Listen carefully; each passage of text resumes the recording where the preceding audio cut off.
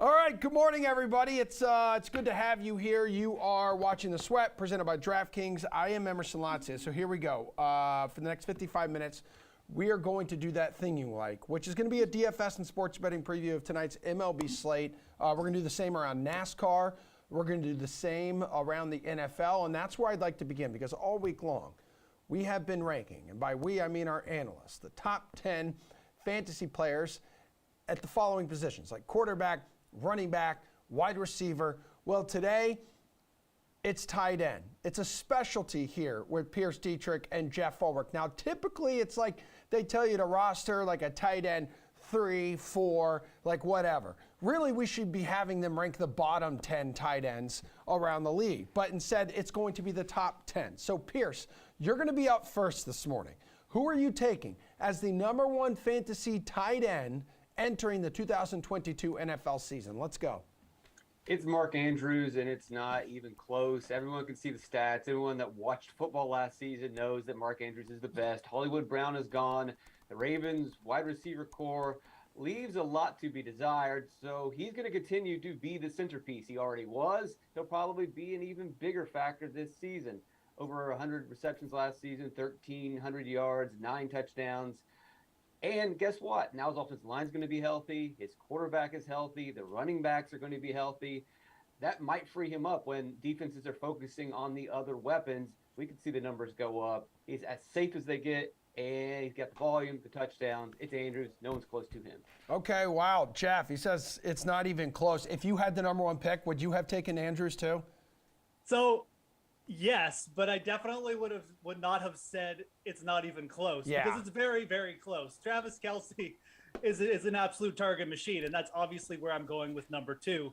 Like, I do agree with Pierce. I like Mark Andrews' upside this year. I really do. But, like, we can't discount the fact that Travis Kelce could, like, lead the league in targets without Tyreek Hill here. I mean, is he going to be as efficient? No, he's like on the wrong side of 30.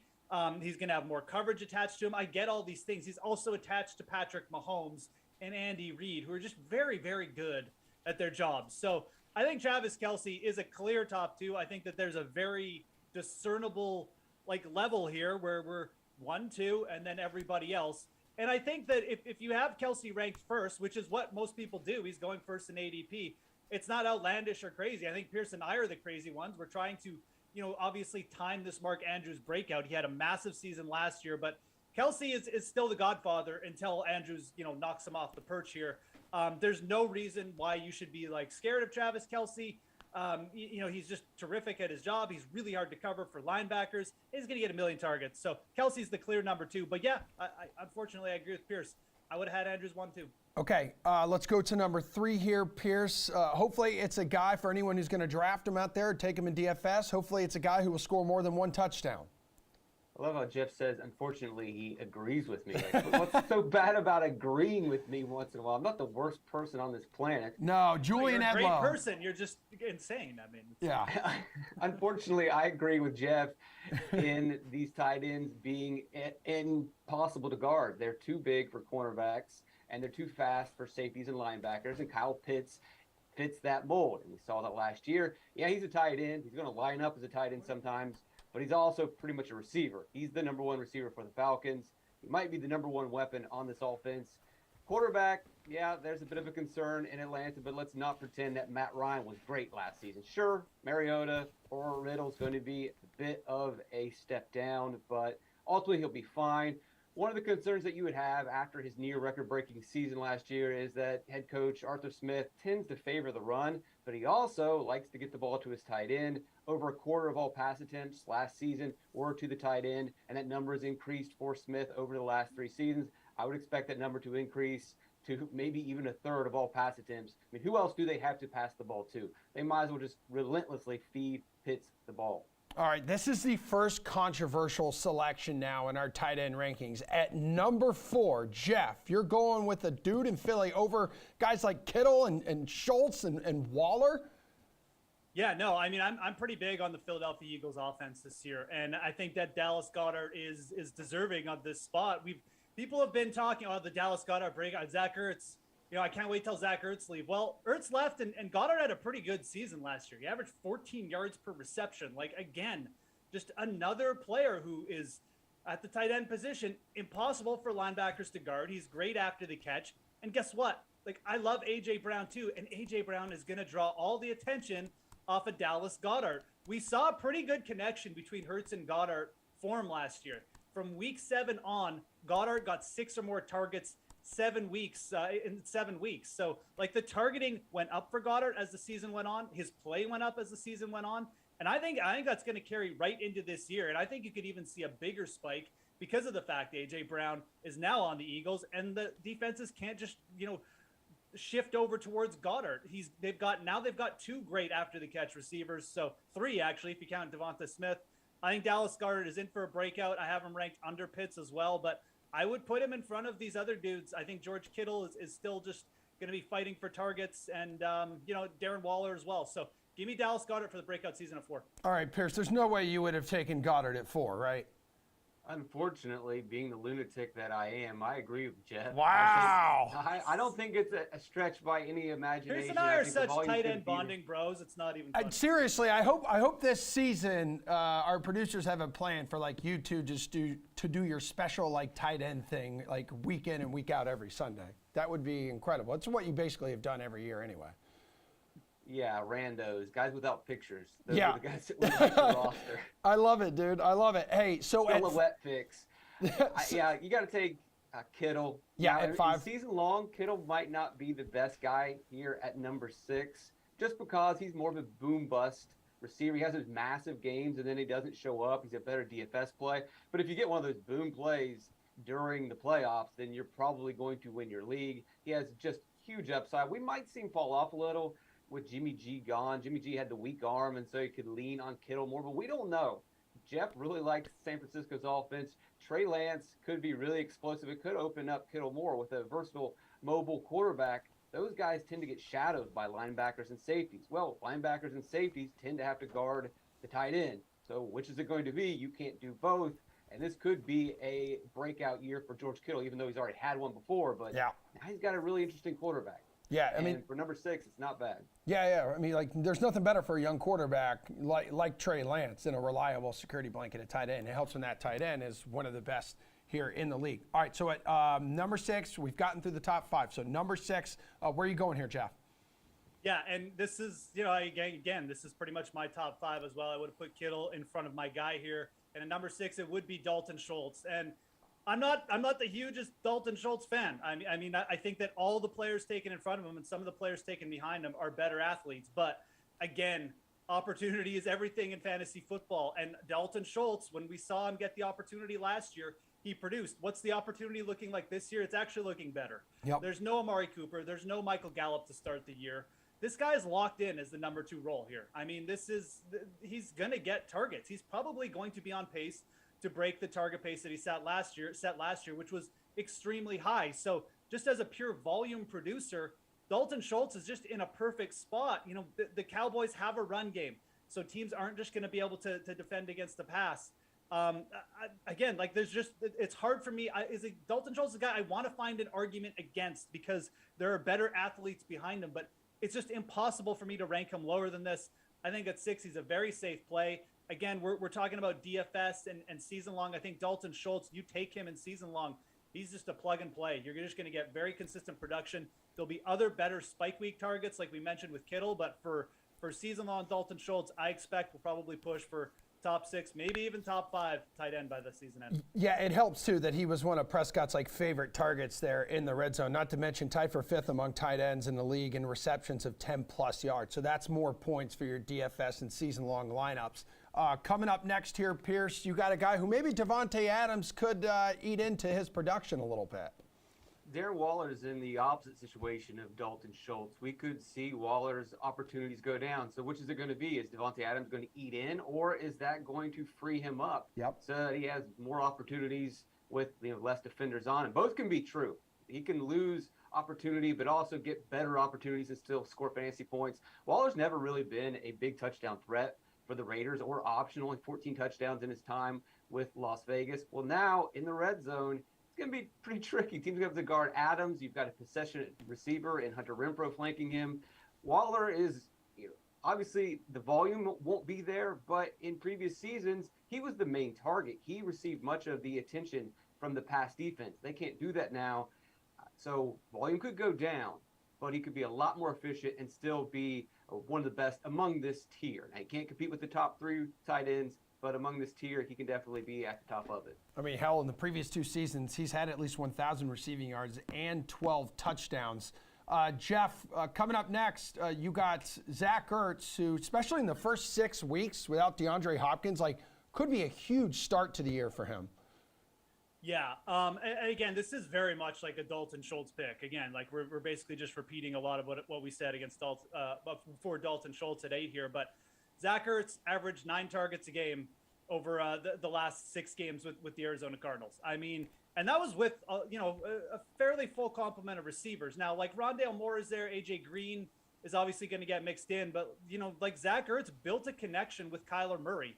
And it was interesting to see because Cliff Kingsbury didn't really use the tight end before Zach Ertz got there. So he's he's already integrated into this offense. And then again, the big story is here, Zach Ertz could just lead like the league in targets through the first 6 weeks. And I really wouldn't be that shocked. No DeAndre Hopkins, obviously. You've just got a wide receiver core that we like Rondale Moore without Christian Kirk there as well. He's probably going to fill in that slot, but the Cardinals didn't target the slot that much with Christian Kirk. Like they tended to spread it out. I think Ertz is going to be kind of like the red zone guy as well. I think he's still going to probably be the most heavily targeted with Hopkins out. And yeah, I mean, maybe you trade him in season long after week 5 or something and try and cash in on the value. But what if Hopkins just comes back, or what if someone else gets hurt? What if Rondale Moore gets hurt? I think Zach Ertz is in line again, just like Dalton Schultz, have a big year from the simple fact he's in a great position to just get heavy targets. Okay, at number 9, Pierce, this is a selection you're about to make that Jeff Ulrich, I'm not quite sure he's a huge fan of. In fact, I would say that Jeff was speechless yesterday. Yeah, he was speechless. He put a emoji in the Slack chat that said that he was not very impressed by the pick. All right, who is it? Robert Tonyan. Oh, God. All right, everybody settle down. I passed on the guy that Jeff is going to pick, and Jeff's guy plays for a bad team and a bad offense that's probably not going to score very often.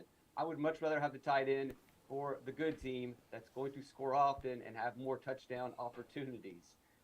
And we saw that in 2020 where Robert Tonyan got into the end zone a lot. And that's the story with tight ends. When we get down to this tier, we're not going to get the volume and the touchdowns like you're going to get from a top-tier tight end. At this level, we really want touchdowns. My guy has more opportunities to score touchdowns than his guy will have. You got a better offense. They're going to move the ball. I just, when it comes down to it, the biggest thing, I guess, for me, look, I'm not super confident in this pick, as you can tell, but there aren't any receivers in Green Bay. Yes. Who has chemistry with Aaron Rodgers? Yeah. Who has trust of Aaron Rodgers? Robert Tonyan is going to be that default receiver that he's going to look to early in the season. So I'll take Tonyan, and I'll just wait for the angry tweets. Yeah, I have to agree with you there, especially after like this week. And Jeff, we talked a little bit about it yesterday, like off camera, just the fact that Aaron Rodgers has been so critical of the young receivers there. So right now, Tanyan's got to be at the top of his target list. And if he can avoid the injuries like last year and kind of emulate that 2020 season, as Pierce alluded to, 11 touchdowns that year when he exploded onto the scene. I admit there's potential here. And yeah. I wouldn't hate the pick if Pierce had made it after the guy I'm going to choose at 10. Let's go. Because, like he's right. Cole Kmet is another guy. Like we could talk about Njoku, but like these are going to be bad teams. So Pierce's idea of going with the good receiver on, or with the tight end on a good team who's potentially like could challenge for the team lead in targets even, isn't a bad idea. But TJ Hawkinson at number 10. Yeah. I mean, come on, Pierce. What are we doing? This guy averaged 7 targets through 12 games with the Detroit Lions last year. And yes, like it's the Detroit Lions, but you know what? Detroit is going to be an above average offense this year. I don't care what anyone says. They've got DeAndre Swift. They've added, again, like in the draft at wide receiver. Yeah. Amon-Ra St. Brown, like emerging. They have DJ Chark. DJ Chark too. My guy. Yeah. I mean, the Chark's on his back. Let's on. go. I mean, the next Julio Jones, I think I called him 2 years ago. Dear God, what a horrible take. But I think Detroit has it in them to be a pretty good offense. And Hawkinson, he fits in right with the Kittle mold. the Goddard mold. If we like those guys, I don't dislike the Lions enough to take Hockenson out of my top 10. I think you've got to roll the dice here. He's been a little bit injury prone, but that maybe just is creating an opportunity here. So I still like Hockenson. He's not going to get probably the opportunity that like SCHULTZ and ERTZ are going to get, but I like his athleticism better. And I think he's got big potential if the Lions are even just a smidgen better than we think they're going to be. All right, so there you have it, folks. That is the top 10 fantasy tight ends according to Pierce Dietrich and Jeff Ulrich. So we got just a few more weeks until the regular season kicks off, but just a few more weeks until the playoffs arrive in NASCAR. You two have been in a heated but not so close head-to-head battle all year long. Although Jeff Ulrich, some of your picks recently, yes, look at this. You are within 100 points of Pierce Dietrich. So you are 85 points behind him. Last week, Pierce picked up 43 points from Martin Truex Jr.'s 7th place finish. Jeff Ross Chastain finishing 18th, which earned you 37. So this week, F it, dude, let's go bowling. It's the Go Bowling at the Glen from beautiful Watkins Glen, New York. So it's an 11-turn road course that awaits all of these drivers. Pierce Dietrich, let's start in the DFS space here. Which top price driver, I guess, is worth paying up for? An argument could be made for any of the drivers above $9,000. Chase Elliott's going to jump to the top of the list. He's got 2 wins and 2nd place finish in the last 3 at Watkins Glen. He is, without a doubt, the best road course racer ever. Tyler Reddick has won the last 2 road course races, and right there running with him in all these races was Kyle Larson running inside the top 5. Any of those guys work, really. Any guy above 9K will work. What I will wait on is who's going to win the poll and have that track position. That will likely be the favorite, or at least my favorite, come weekend. Sounds like a pretty good strategy there, Jeff Ulrich. I guess. I mean, you got to wait for the poll to get your information. No, but look, it's a road course race, obviously. So, I mean, you wait till the poll and you see who's up there. But, I mean, Daniel Suarez is a guy 9,400. I think is really good value among the top tier. Just a incredible, like, road season, essentially. Just a really good road racer. And you look at where he is. I mean, like, I'll take him over Allmendinger. And at the top, I think, Chase Elliott, Tyler Reddick are probably going to be 2 drivers that will get a lot of attention. And for good reason. I would personally, with the playoffs and with this being like a lot on the line, I would really just try to get up to Chase Elliott here. He's been the best driver all season. I don't really see any reason on a road course to drift off them. You're probably just getting fancy play syndrome if you do. So, Pierce, there's a lot of like worldwide flavor here too this week because 39 drivers representing 7 countries on Sunday. So that's the most international drivers here in a single race in NASCAR history. Maybe some of them can bring some value to DFS lineups out there. Like, who is a good value play this weekend? Well, there isn't a specific name, but I know you like to put one on the screen. So you can put Ricky Stenhouse on the screen. Yeah. I'll explain that in a second. Okay. But there's a way. It's not necessarily who the driver is. It's the strategy. And when we do stage racing, which has killed road course racing, what happens is the guys in the back, they will just pit cycle, and they gain 5 spots because of the way the stages work. And so by the end of the race, they have gained 10 spots by doing nothing, by passing no one on the track, just by manipulating the system. So the strategy, and Stenhouse did this at Road America. Stenhouse was slow, but he was in the optimal lineup at Road America. What did he do? He just hit the pits early each time, cycles forward, and is in the winning lineup. So the value guy that you want, international or national, just take a guy that's starting in the back that looks slow, that no one else is going to play. The guy's going to pit cycle forward and be in the optimal lineup. Okay, Jeff, what's the strategy here trying to find a good value play on a road course? Yeah, I mean, Pierce bringing the expertise. I mean, I'm just going with guys who've got good road course experience as well, or who like the track. Mike McDowell at 7,100 has suggested that this is his type of race. I mean, again, like at 7,100, that's pretty good value if he's starting towards the back, like Pierce said. I would definitely roll with that. But there's a couple guys down there. I think Cole Custer at 6,300, who's straight out come up and said he loves this track, and has had good results on road courses as well, is another driver who you should be taking an eye on regardless of where he starts. Just at 6,300, he's going to be allowing you to fit in that extra stud up top. Obviously right there with Pierce's guy, Stenhouse Jr., but look for the road specialists. I mean, at the very least, they're going to know the strategy, and they're just going to be more into trying to fix it for this race. So Custer, Stenhouse Jr. and obviously my guy Mike McDowell, I think are three guys like below 7,500. You should definitely be taking a look at. All right, Jeff, I'll let you go first on this one because we're going to make our way to the DraftKings Sportsbook. What's your favorite bet for Sunday's race at Watkins Glen? Chris Buescher at plus 350 for a top 5. It's going to be interesting to see like how sort of heavy people go on this guy, but he's had really, really good road results. Second at Sonoma, 6th Road America, 10th Indy, 3rd place last week. I don't know, you can sprinkle on him on the outright. We've seen a lot of first-time winners on road courses this year too, something else to consider. He's plus 2,500 last time I looked, but I just like him for the top 5.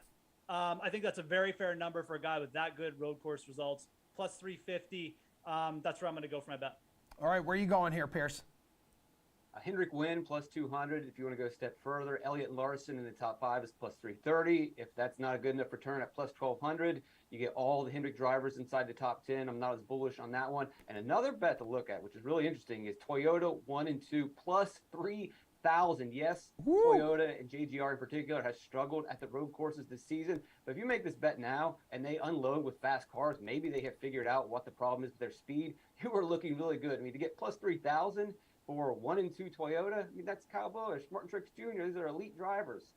That's an interesting bet.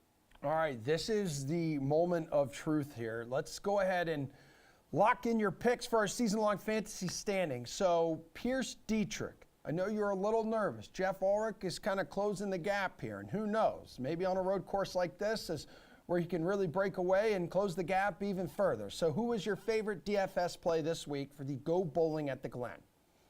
I'm not nervous. Yeah, but you I do are. want to give Jeff some credit. If anyone who's been watching this sees that Jeff is getting better every single week. And Wow. So he should get some credit, honestly. I'm uncomfortable. So Chase Elliott's going to be my guy, and it's kind of chalky, whatever. But I like looking at Road America. That's the closest road track that we have in comparison to Watkins Glen. Elliott scored the most fantasy points. He had a messed up steering wheel, and he still was able to finish in second place. His stats are pretty much undeniable. He was in second place at Indianapolis before getting wrecked very late in the race. He's the best road course racer ever. I will take the chalky Chase Elliott. Okay, Jeff Ulrich, I heard you make a weird groan or some kind of noise when he said Chase Elliott. Was that your he pick? picked the best driver on the planet right now. Oh. So that's going to be tough to top. But that only means Pierce is getting nervous. Yeah. Because he's not getting – he's just going with the guy that he knows is the best. I've got to take some shots here to catch up. I've got to make up ground. I'm going to go with Martin Truex Jr. Desperate for a win, good road course results. I think this is a spot where Truex Jr. could just pop it open. So let's go. He's 9,100 on DraftKings as well. I like that for a play. Actually, don't mind him in the outright market. Let's get back. Let's give Martin. Let's give one more shot here to this. Okay, all right. Gentlemen, that's it. But fun fact, Pierce, as I was doing my daily research for Major League Baseball, I noticed that you had a great MLB article on DK Nation about the studs and some value plays on tonight's slate. So I appreciate you helping me out there. We're going to dive into that actually with Garion and Eric right after this break.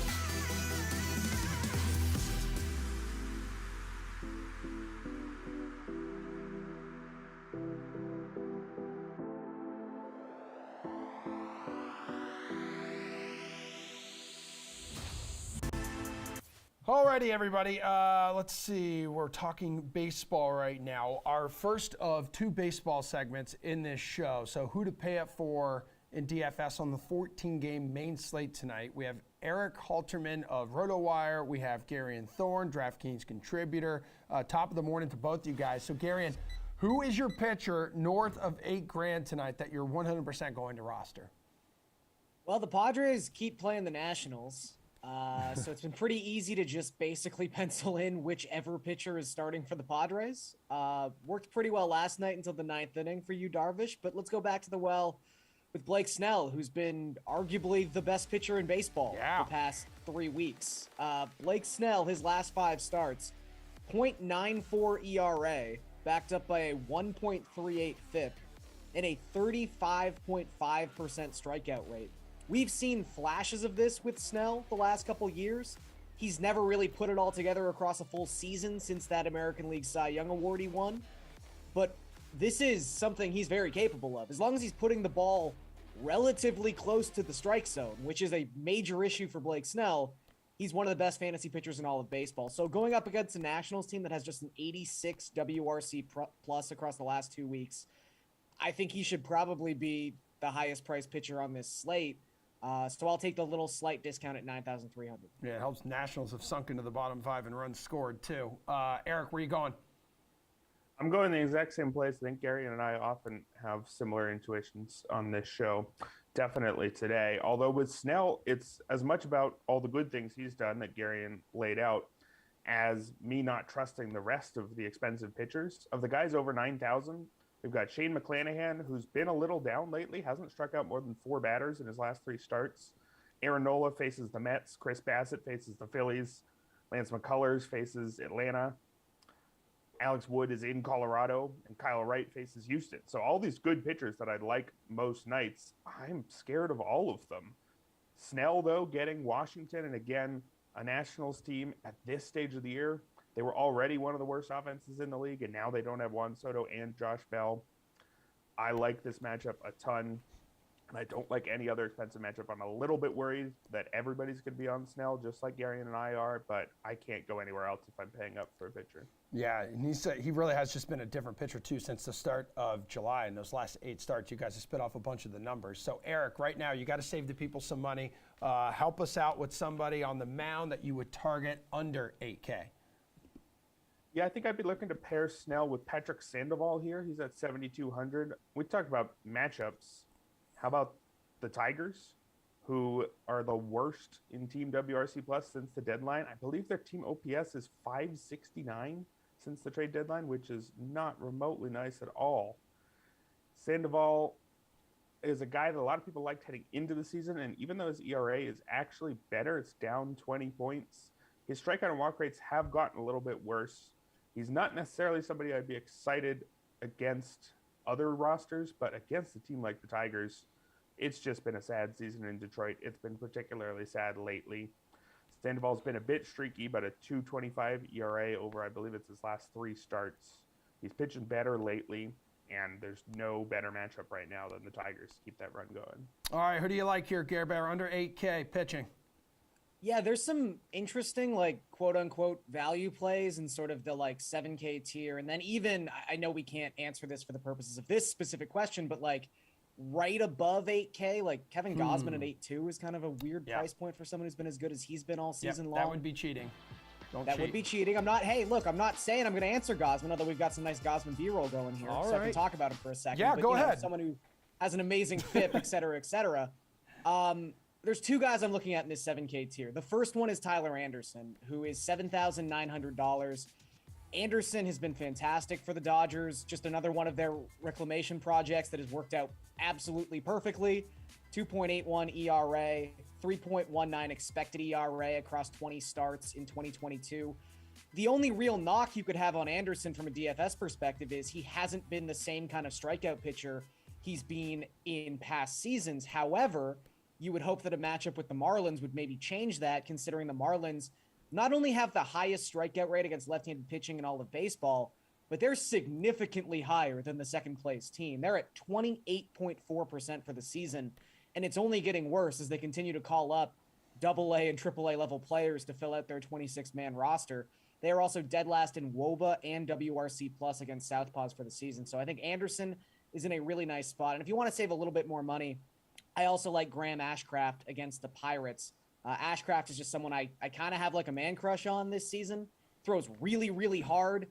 His future might be that of like Clay Holmes. Maybe he'll be most effective in a late inning bullpen role just because he doesn't really have a finishing pitch, quote unquote. But against a Pirates team that has struggled all season long, I think Ashcraft could be a really nice play at exactly 7K. Well, Gary, and as for dudes who can swing good wood, a hitter more than $5,000 who tickles your fancy tonight. I know you just mentioned, Kevin Gausman being a great pitcher, but here we go on DK Nation. Pierce Dietrich says, but Judge has been a great hitter, and so far he's won most of the battles between the two. 8 for 20, 2 doubles, 3 home runs, and 4 walks. Look, if you want to use Aaron Judge, I'm not going to stop you. Aaron Judge is fantastic. He's probably going to win American League MVP. But the guy who's going to win National League MVP has a very strange price point tonight. I'm going to steal Eric's bit here and just tell you exactly where he's positioned amongst all hitters.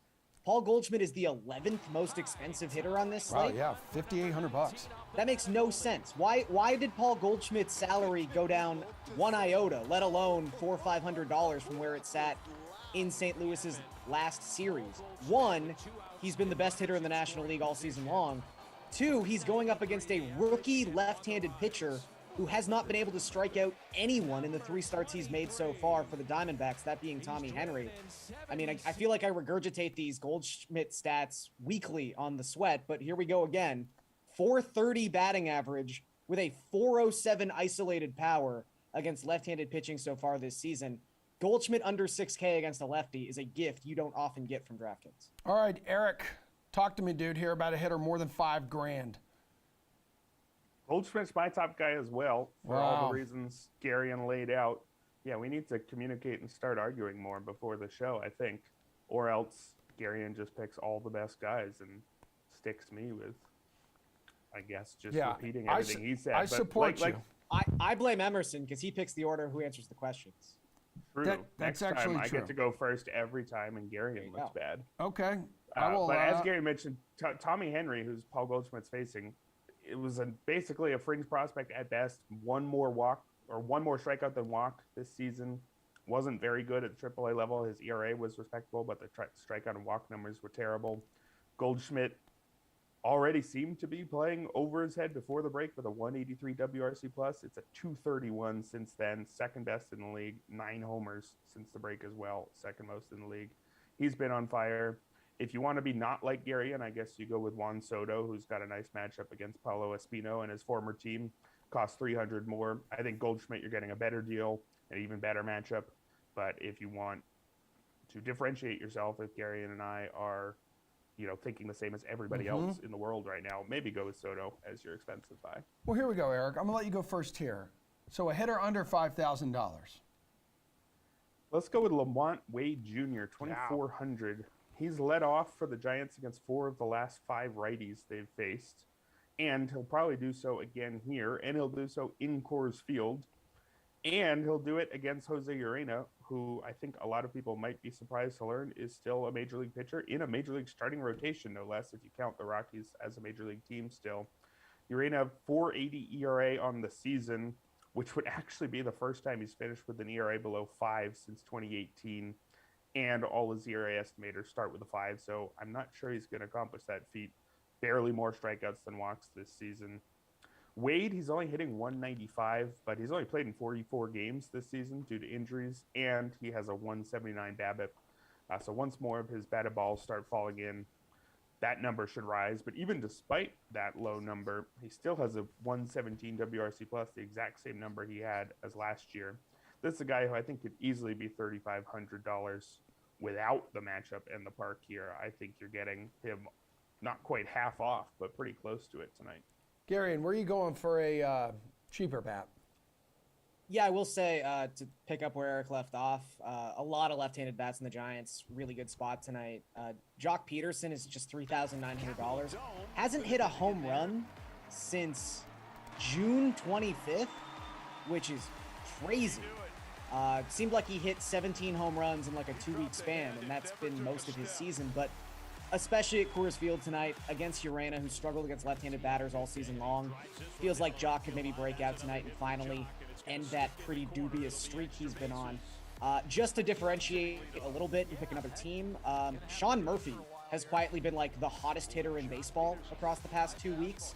He gets another bad left-handed pitcher tonight in Marco Gonzalez for the Mariners. Gonzalez's ERA is up over 6.6 across his last 6 starts. Murphy crushes lefties. He's got a 179 WRC plus against lefties for the season, and he's got a 178 WRC plus overall since the All-Star break. So Oakland's actually been kind of hitting well since the All-Star game, and Sean Murphy's the biggest reason for that. Oh, well, maybe Jock's been studying up on his fantasy football rankings. Maybe that's what it's been. You know, you can't be distracted. It's hard to hit. Yeah. Well, you know what, Gary, I need you to stick around because we're going to talk some MLB best bets coming up. Eric, your job here is done. And speaking of fantasy football, we're going to get some DFS picks. We're going to get some best bets for a jam-packed weekend of Week 2 preseason with Chinmay Vaidya right after this break.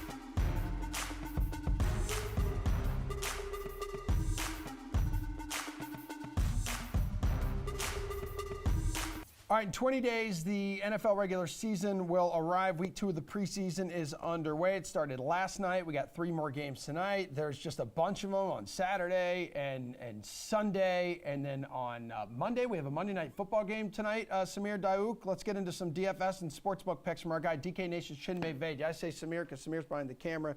He's being extremely rude this morning. But I know you will be kind. You look happy and healthy, Chinmay. Let's start with New England here. New England hosting Carolina. The joint practices this week, they got heated. There were dudes punching each other while wearing helmets because safety first. So it looks like we're finally going to see Mac Jones and the Patriots starters in this one. New offensive system as well, mostly second and third stringers for the Panthers. So maybe not that much of a challenge for the short period that the Patriots starters will be in this game. But what bet do you have your eye on in this one? Yeah, as you mentioned, Emerson, the practices this week have been pretty heated, and it's been pretty regular that the players have gone back and forth at each other. We've seen a new report almost every day this week about some type of scuffle happening between the Panthers and the Patriots players. So I'm expecting some intensity in this game, but with the news that Mac Jones and some of the starters are going to play, we don't know for how long they're going to play, but I was thinking about betting the under in this one because it might have gotten a little chippy and players might want to prove a point here. But I think I might go Patriots against the spread just because if Jones plays for a few series, I do think they'll have the upper hand on those second stringers for the Panthers. And we don't know if Carolina will really put up much of a fight after that. So I'm thinking Patriots against the spread is probably the pick here. But the under at 40 also looks like a nice bet. Okay, well, Saints and Packers also spent most of the week holding joint practices with each other. And word out of New Orleans, that rookie wide receiver, Chris Olave, he was absolutely cooking Green Bay's defense. He's definitely a rookie, too, to target in your fantasy drafts this year. Green Bay, a 3-point favorite right now in the DK Sportsbook here. Total creeping up towards 40, so 37.5 right now. What would you wager on in this game? I'd probably go Saints money line, honestly. The Packers defense has not looked great in the preseason so far. And, you know, even the Packers offense has had some mishaps here and there. We know Green Bay's receivers are also trying to prove themselves after Aaron Rodgers had some harsh comments for them coming out of the practices this week.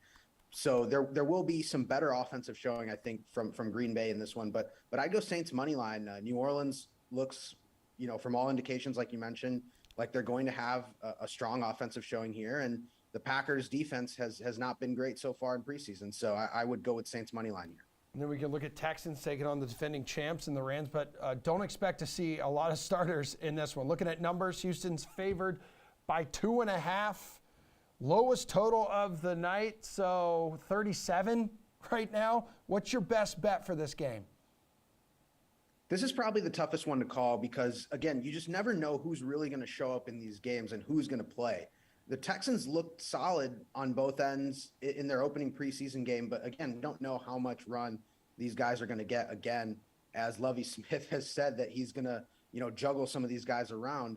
So I was originally thinking Rams against the spread and taking the points, but I might as well just go Rams money line at that point at a 2.5 point spread. So I think Rams money line is the play for that late game tonight. All right, bro, let's go over to DFS because we have contests for tonight's 3-game slate and the 100K preseason special that pays out $25,000 to first place. It's just $15 to enter, so hook me up with your favorite play on tonight's slate. Yeah, you mentioned one of them when talking Saints-Packers. I think Chris Olave is one to look out for. He's been good in practice this week. He's been good with those joint practices, as you mentioned. And I think, again, the Packers defense and secondary, they're not going to play their top guys. And so Olave is going to have a good matchup. And by all indications, he's going to be the lead receiver for this preseason game. So I'd take Chris Olave as a DFS guy tonight. And then plenty more preseason action. As I mentioned at the top of this segment, jam-packed weekend. Let's see, we're going to have 8 games tomorrow. We got 3 on Sunday. We got 1 more on Monday night. So which game are you targeting for a bet this weekend? I like the Steelers, actually, this weekend. I think, again, they're in a quarterback competition, and they're going to play all 3 of those guys for the duration of that game. Kenny Pickett is probably going to have a little more opportunities in this one against the first stringers or whoever the Jags would call their first string team for this game. So I expect Pittsburgh to come out and have a competitive showing throughout the game and at least have a competent offense again in this one. So I'd go Pittsburgh money line at plus money there. And then all the DFS contests like for this weekend, these games, give me a player that you think people need to have in their lineup. And I know it's a loaded question with it being still the preseason here in week 2 of the preseason.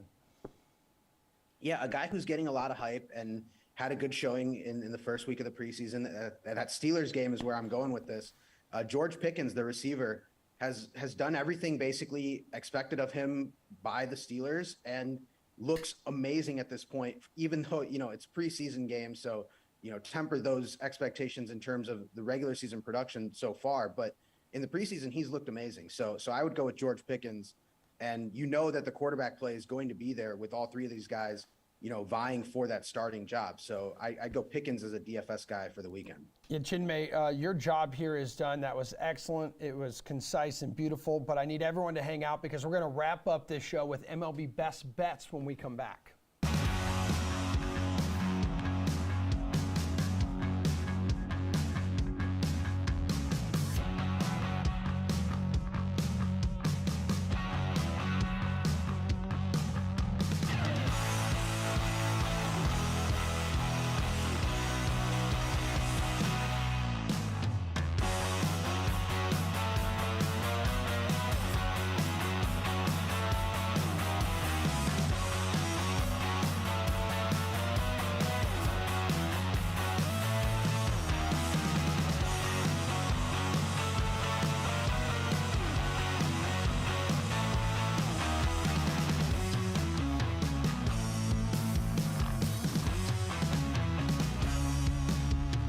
Last block of the show here. DraftKings contributor Gary Thorne is back. We got RotoWire's Paul Bruno on the horn with us here to share their favorite DraftKings sportsbook plays on tonight's 14-game MLB main slate. So we'll start with money line or run line. Which one you rolling with tonight, Paul?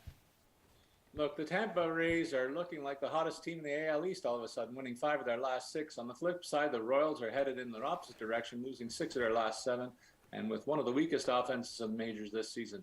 With Cy Young candidate McClanahan on the mound for Tampa tonight, pitching to a 2.28 ERA over 134 innings, I look for more of the same, and a lineup that's getting healthy will back him tonight. I think they should roll the Royals tonight, take Tampa to win by at least 2 runs at plus 115.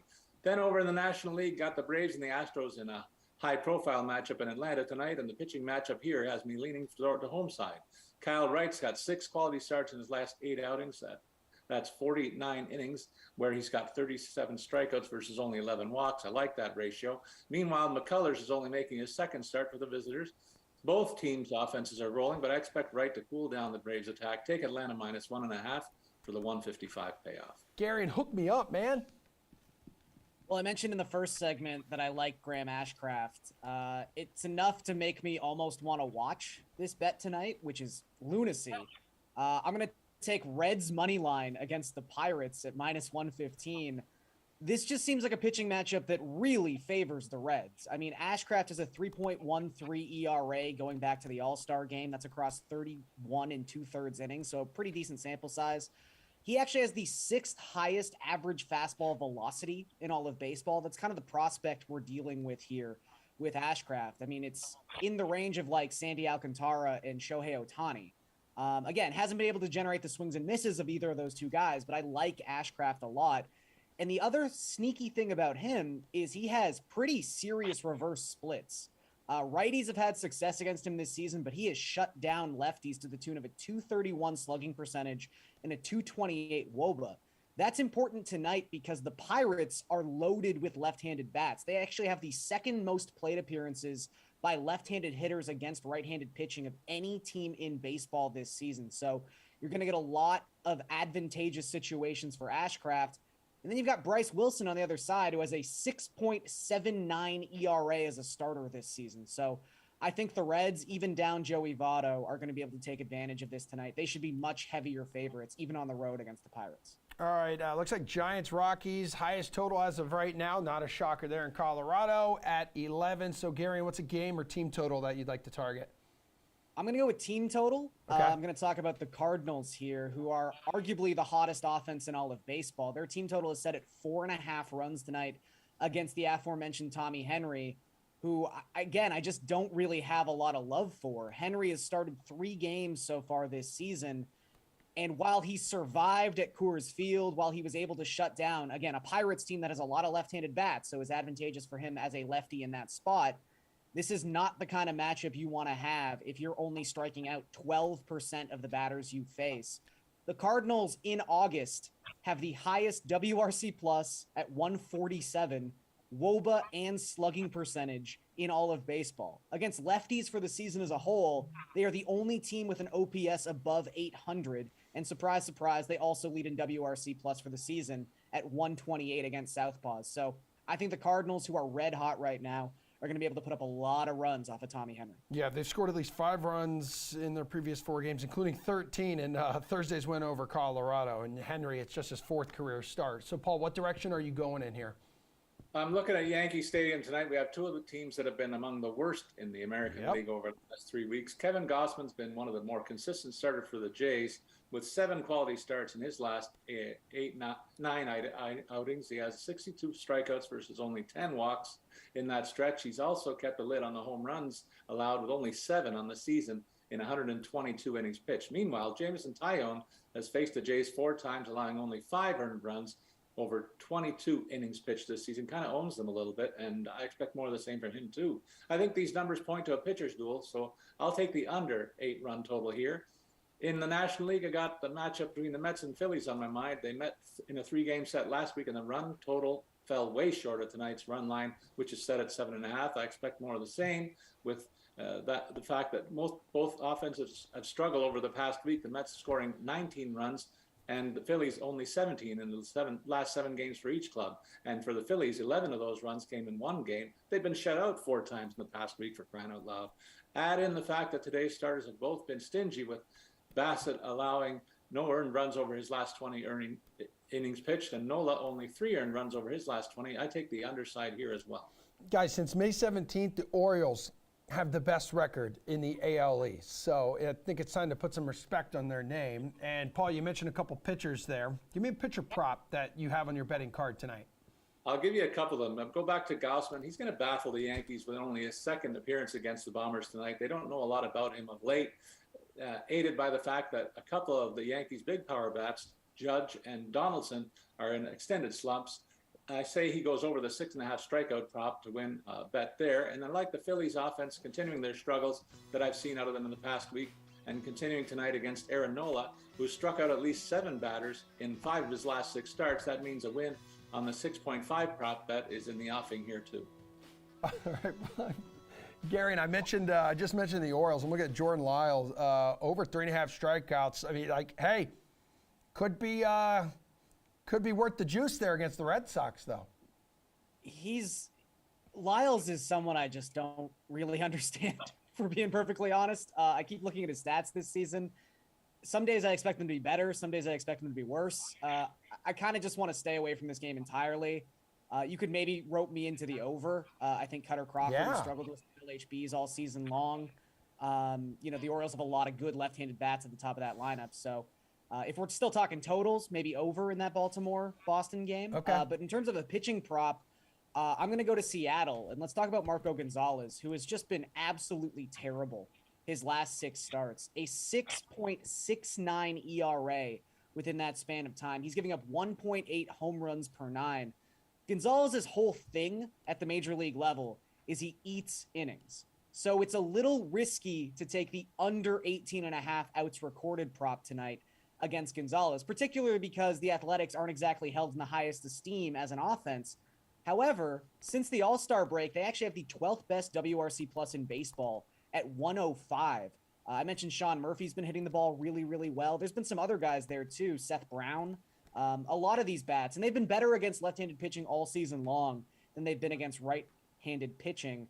And then Marco Gonzalez, again, 18.5 outs. He's only recorded more than 18 outs twice in his last 9 starts. We're getting down to the nitty-gritty here. Yeah, He's clearly Seattle's number 5 starter. If he gets into any trouble at all, they need to win this game. I think they'll have a quick leash with this guy. So I'm taking the under at -115 for Marco Gonzalez. And then, Gary, and you have the honor here of bringing us home with your favorite hitter prop available on the DK Sportsbook tonight. What do you got? So going right back to that spot, Sean Murphy, I mentioned it. He's been red hot since the All-Star break. He has crushed left-handed pitching all season long, a 179 WRC plus. His total bases prop to go over 1.5 plus 125. That's really enticing for someone who's hit as many home runs this week as Sean Murphy has hit. So I will go back to the well here with Murphy, over 1.5 total bases. All right. What do you want here, Paul? I go to the Rockies home field where hits are flying every night and look at Brendan Rodgers to continue a very productive run. He's raised his batting average by 30 points over the past month. That's pretty hard to do this late in the campaign. He's also enjoyed some great success against Alex Wood, the projected starter tonight. And a bunch of the Rockies, in fact, have feasted on Wood. So the fact that a number of his teammates here have done well against him, consider, for instance, Charlie Blackmon, 16 for 36 leading that parade. I anticipate a rough night for the Giants lefty, so I like the Rodgers' chances of collecting a pair of hits to win the 145 prop bet here. All right, we're going to talk a lot more baseball tonight at 5 o'clock on the slate. Myself, Steve Buchanan, and I believe Matt LaMarca. Is that right, Samir? You are producing it, so you should definitely know. But yeah, Paul, Gary, appreciate it, guys. Have a fantastic weekend up there in the 6. That's a show. We'll see everyone back here on Monday morning for the Sweat. But yes, do not forget, Madden kicks off at high noon, and I'll see everyone tonight at 5 o'clock. You just watched the Sweat.